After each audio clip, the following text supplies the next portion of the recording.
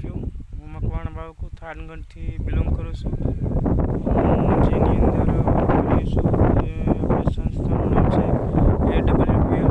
નામ એનું બોલવા જઈએ તો એસલીપીએસ વેલનેસ પ્રાઇવેટ લિમિટેડ કંપની, જેની અંદર કામ કરી છું। અત્યારે હાલ મેં જે ઘઉંની અંદર ખાતર નાખ્યું હતું તે આપણે 25/12/2024ની અંદર કર્યું હતું। તો તેનો 1 મહિનો થયો।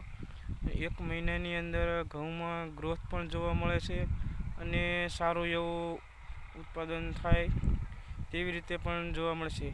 એનું મેઇન કારણ શું છે કે જે આપણે થડથી એટલે કે મૂળથી મજબૂત થાય તો એ ત્યાંથી જ એટલી ડાળીઓ તેની ફૂટી છે કે એક છોડની અંદર 4 થી 5 ડુંડી તૈયાર થશે। હાલ તમે જોઈ શકો છો જે ખાતર નાખ્યું એને 1 મહિનો થયો હતો।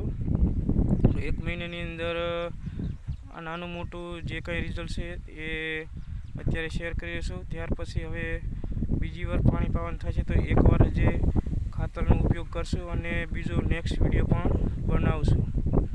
તો ખાસ બધા લોકોને એ જ છે કે તમે જો ઓર્ગેનિક વાપરો છો તો તેમાં કંઈક ને કંઈક ફાયદા છે, પણ તે ફાયદા આપણે કેવી રીતે લેવા, આપણી ખેતીની અંદર આપણે ઓર્ગેનિક કરશું તો 2 ફાયદા છે। એક તો પેસ્ટિસાઇડ છંટકાવ બને ત્યાં સુધી ઓછો થશે અને ઓર્ગેનિક થશે તો આપણે જે ઉત્પાદન છે એ વધારો થશે અને એક કહેવાય ને કે આપણે આગળ જતાં આપણી પેઢીને સારું પણ થશે।